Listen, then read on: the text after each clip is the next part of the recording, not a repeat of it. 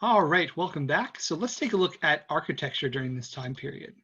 So when we talk about architecture during this time period, the second half of the 1800s, what we're really talking about is, the architecture of the Industrial Revolution, but the sort of mood in the air of figuring things out and sort of new developments that you can make, and also of growth and change, things changing faster than anybody else has really acknowledged yet. That connects to the themes of realism in as much as, this is a changing world and people are trying to document it. Part of the change is the new kinds of architecture that can emerge. So let's take a look at that. One of the really big factors is the rise of cast iron. So this is, stainless steel girders basically are going to emerge from this technology. This is steel beams that are used in modern buildings, and this is going to allow people to make bigger, more impressive buildings than have ever been built before, but also just make them more quickly, make them more cheaply, in a way, kind of more in a more mass-produced way. And so cast iron is a really big deal here.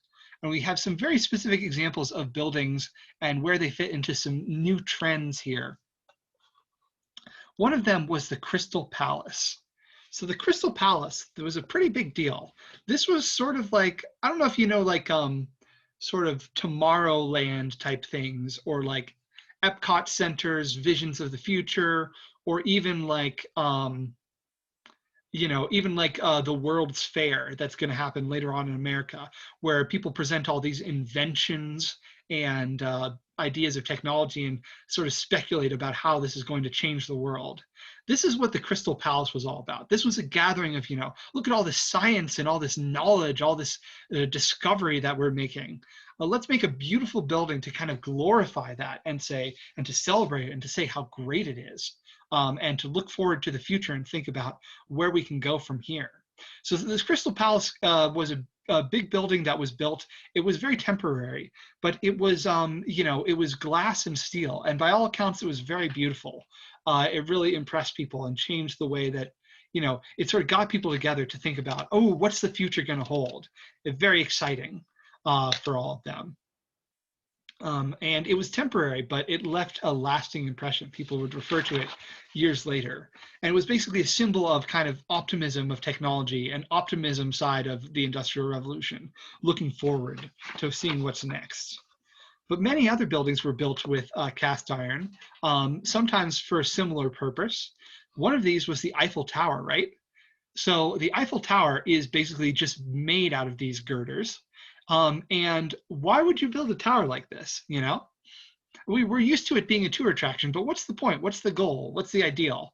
And basically the ideal is to glorify the city of Paris, to show how great it is. And to say, hey, look at the kinds of things we can do and the kind of things we can build. So it fits into that sort of industrial revolution optimism side. And it started being built, I think was eventually completed in 1889 and was taller than the pyramids, which had been previously the existing tallest structure in the world. So that was, blowing it right out of the water there. It was also a tremendous engineering challenge that had to showed off a lot of engineering skill by the designer, Gustav Eiffel. So no wonder it's a tourist attraction. But part of that is making the city impressive and making it a city that everybody would want to go visit. A similar philosophy comes in the creation of the first skyscrapers. So now that we have these steel beams, we can build buildings that are bigger than have ever been built before. And that is extremely exciting. And what do people do? Well, they make towers. And this is pretty smart. How are skyscrapers used? Basically, they're used for economics, right? There's so many floors in this building, but that's to our advantage because we have these big companies now that are, and we haven't even gotten to the modern giganto companies, but we're starting to get into the world of big companies that make decisions over what people, they provide resources to thousands, millions of people, and are pretty powerful. There's the development of insurance this time period. So one of the earliest of these skyscrapers is the Home Insurance Building in New York, which I think might not be around any longer. But at the time, I think this is like 10 or 12 stories. That's pretty impressive. How can you build a building that's that many stories tall? That's going to be a major landmark. Well, it's pretty quickly surpassed. You have the Flatiron Building built in 1902, and then we're talking about the 1800s here, but the 1900s are going to continue to build bigger and bigger skyscrapers, culminating in the Empire State Building in New York. And then the modern day, we have even bigger skyscrapers than that. Because there are countries like the United Arab Emirates that are showing off, what can they do, what can they build, and surpassing things like the American skyscrapers. But this is a journey here to build really tall and impressive buildings. And now cities look different. They are dominated by these mega buildings. That's a pretty significant development in people's psyche. You also have the building of bridges. One of the most famous is the Brooklyn Bridge, which connects New York up as a city like never before, connects the different boroughs to each other. You have a lot of buildings like this, but the Brooklyn Bridge is one of the most famous because people didn't realize that you could build something so big, so spectacular, and that it would be safe, that it would work. So it was a real celebration when it was completed. And so that changed the way people were thinking about things. So architecture, kind of all about the bigness. A lot of optimism in architecture during this time period, I would say, in part because you can critique maybe what's happening to the workers who are working on it. And nowadays workers are, required to wear safety harnesses and things like that. But there's not a whole lot else you can say about these buildings in a negative sense. They're mostly just pretty cool, I would say. Maybe you disagree, I don't know. But architecture tends to be filled with this spirit of optimism most of the time. And so as opposed to something like philosophy or science. Okay, so that's a little spiel on architecture. The last thing I want to talk about is music and theater. So I went along with the music last time. And so in part, that's the part of the reason why I'm not going to play any songs this time. But I also think that we're focusing more this time on the ideas of opera, the storylines and the narratives and the themes, more than we are on the sort of music itself. Because in terms of the music itself, operas continue very much in the same vein, but they start talking about new, different themes. In the Romantic period, opera was all about sort of like, passion. Usually, the lover dies, the sadness of departing, things like that. Seductresses and heroes appearing in opera. That was the sort of thing during the Romantic period. Now we're seeing a little bit more of a realistic story creep in, and stories not about sort of great heroes in opera, but stories about ordinary people in opera. This is the case with the works of Puccini, for instance. Puccini's La Boheme is the story about a bunch of sort of young artists who are all kind of, many of them anyway, are dying of tuberculosis. This is not like an upper class, everybody's having a good time sort of thing. This is a more lower class type of thing to be affected by this disease, which was ravaging Europe. And it's a very, humbling thing. It's a very ordinary thing to die of disease. So Puccini in La Boheme is presenting a different take on things and, sort of showing ordinary suffering. And, there's also complications of love. There's also love interests and stuff like that. But it gets more into sort of the problems that people were actually wrestling with at the time. And that's significant because artists are starting to take more of an interest in actually showing these particular problems, just as philosophers and statesmen and writers are showing more of these particular problems, and painters.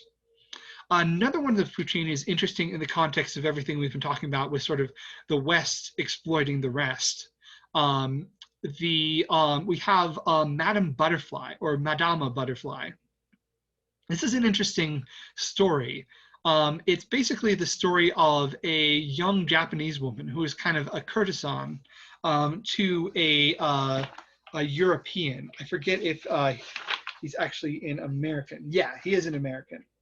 So not a European technically then, a Westerner, but he's an American technically.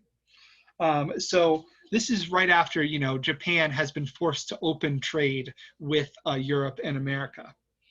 And so this young man has married this girl who has been a geisha. She has been a companion, sort of in that courtesan sex worker role, although not quite. But she is in love with him, and she has kind of been trained to play this role in his life. But they have been married, they are in love, or she's in love with him at least. But then he has to leave with the ships, and then she gives birth to his child, and she waits for him for 3 years. And when he gets back, he actually hasn't married an American woman, and he never told her about any of this. So he arrives with his American bride, and this young girl who goes by the nickname Butterfly. She is grieving, and basically she kills herself. This is the only thing she can think of in this situation, and it's very tragic, and it's calling out the American for his callousness. So is this a feminist work? Is this is this progressive? Well, it's pointing at a problem. It's pointing at the exploitation during this time period of Japanese women. It's also sort of infantilizing and sort of reductive towards Butterfly herself. It sort of shows her as sort of, weak and childlike in a lot of ways, which is more of a European stereotype. So, it may be that things like this kind of help create the stereotype too.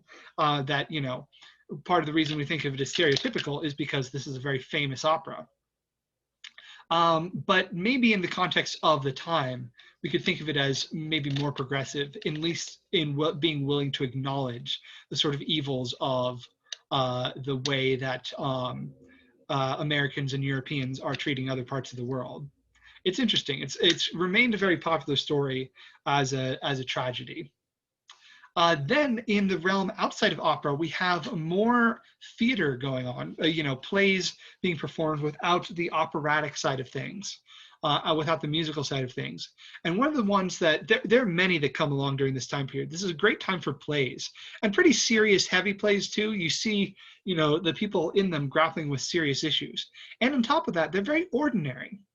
In Greece and Rome, their plays were usually about the gods, or they were about, if they were comedies, they were about ordinary people, but they weren't individual ordinary people. They were more archetypes, the grumpy old man, the lovers, things like that.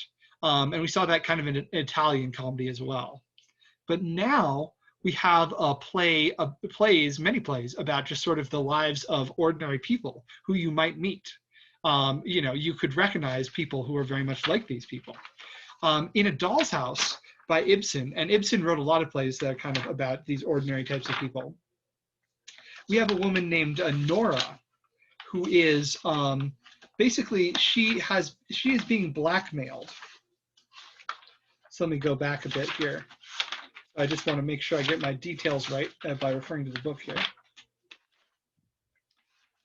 Yes, so she is being blackmailed by someone that she knew earlier in her life. And so she's a woman in this time period. So she needs the help of her husband to deal with the blackmail. She is in a sort of state where she doesn't have resources of her own. She doesn't have her own financial independence. She doesn't have her own money. All her resources belong to her husband. And she is generally sort of pushed into the role of being a wife and a mother. And she's being blackmailed, and her husband is an idiot, and he doesn't help her. And he's a jerk and an idiot, and he can't deal with this, and he doesn't. And eventually what she realizes is that she has to leave. And so she walks out on him. This was a crazy thing to put on a stage in this time period, in the late 1800s, 1870s, or 1880s. Like, audiences, some people, some places it was banned. They had to rewrite the play because audiences weren't comfortable with this ending. But in the end, she walks out on him and closes the door. She leaves her husband and her children. She says, basically, I do not want to be dependent on you, and you have not done right by me, which again goes back to all the sort of feminist themes we were discussing earlier. And so she's realizing something that our society is not prepared her for, which is the idea that she shouldn't have to deal with this. So I couldn't find a good version of a performance of this play, but I'll read some bits of it. let's see.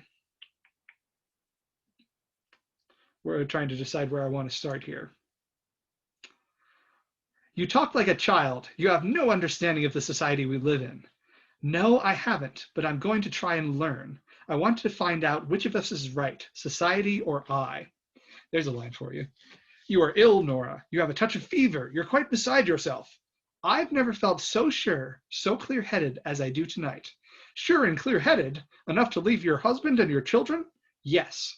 Then there's only one explanation possible. What? You don't love me anymore. That is just it. Nora, what are you saying?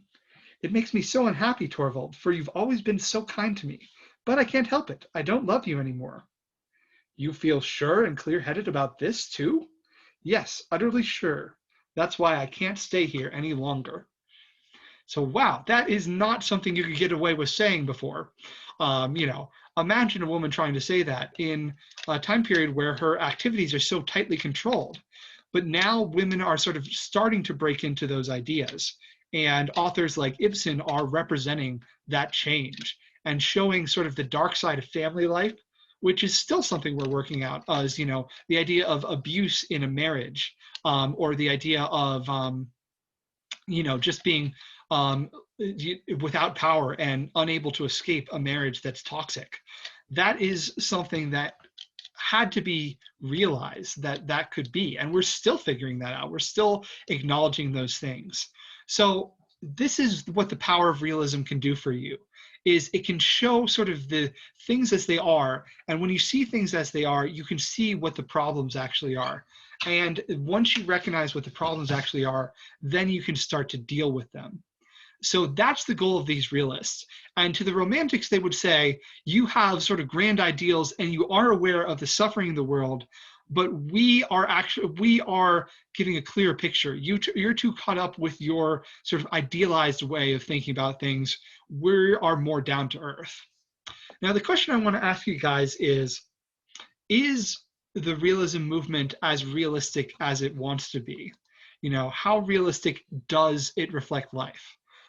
We see a lot of interest in important issues in like the workers and the women who are being exploited, but as we maybe saw with that earlier painting, we don't always see an acknowledgement of people of different races, or the complexities of different cultures around the world. So it may be realism for the people who are sort of more easy for the European to understand, for the white people basically, and the rest of people may be being left out. And when we depict something like this, depict something like farmers, we're still sending a message, right? And the message is that these are people who are worthy of respect. And I guess that you can take that in various ways. You can say, this is good, this is bad. You can say that the farmers are, the good side of it is, showing people who hadn't been shown before, showing a better way of doing things, and showing just how people are actually living. But the way in which this can be a problem is when you start saying, the workers are superior, and that's kind of what that led to in the Soviet revolutions that were inspired by communism. I don't know. There's a lot to think about there. Or even take like Hitler, who we're going to talk about later on. He draws back to images like this of the workers being exploited and the machine, the monster that's eating people. Metropolis was very popular with Nazis. And he says, oh, the Nazis are going to come and rescue you from this. This is, what we're all about is making things better for you. So the realism and the realists, they do a lot of really good, important work, but maybe it isn't done, I guess I would say. And there's a dark side to realism as well, in that it can lead in all sorts of directions, both good and bad. I don't know. I'd be very curious to see what you guys think. Do you think the realists still kind of hide some things that would be more realistic, or do you think they are as realistic as they come? Definitely compared to some of the previous folks we've looked at, they are more realistic. And I do appreciate their motivations a lot of the time towards justice. But politics is very complicated, and the politics of this time period is no exception. There's a lot of directions, good and bad, that these ideas went in. And in future classes after spring break, we are going to look into that a lot more as we sort of move towards the modern world. But for now, though, I'll let you guys consider this question, and I will see you guys. Well, I won't see you, but I'll see you in the discussions either this week or next week, and then after that, we will pick up with modernism. All right. Oh, don't forget the quiz this week. That's always a factor. Other than that, take care. I'll catch you in the discussion section.